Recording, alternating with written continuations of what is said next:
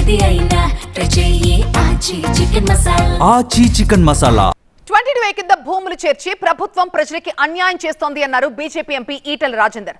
బ్రోకర్లు అధికారులు కలిసి భూములు కాజేస్తున్నారన్నారు. సీఎం రేవంత్, మంత్రి పొంగులేటి ప్రజల్ని భయపెడుతున్నారని ఆరోపించారు.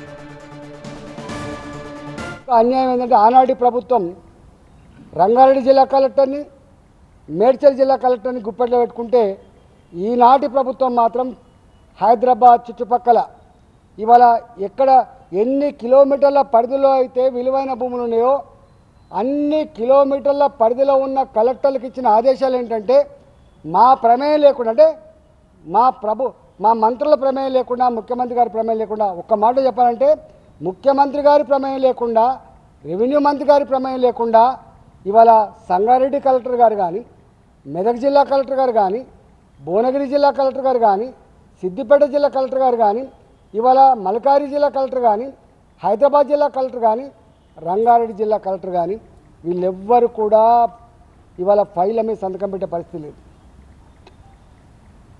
ఎంత దుర్మార్గం! ఇవాళ ఇవన్నీ వాళ్ళు అనుకుంటున్నారు. మన వాళ్ళు స్టేట్మెంట్ చూసినా మీరు భయపడకండి, ఇవన్నీ కూడా మీరు రెక్టిఫై చేస్తాం. ఎందుకు పెట్టాలి? ఎందుకు 22A కింద పెట్టాలి? ఎందుకు భయపడదని మీరు స్టేట్మెంట్ ఇవ్వాలి? మీరు అనుకుంటారు నేను 30 ఏళ్ళ నుంచి రాజకీయాల్లో ఉన్నా, కానీ ఇలాంటి బాధ్యతారహితమైనటువంటి ప్రభుత్వాన్ని, ఇంత దుర్మార్గమైన ప్రభుత్వాన్ని, ప్రజల్ని ఇంత వేధించే ప్రభుత్వాన్ని మొట్టమొదటిసారిగా చూస్తా ఉన్నా.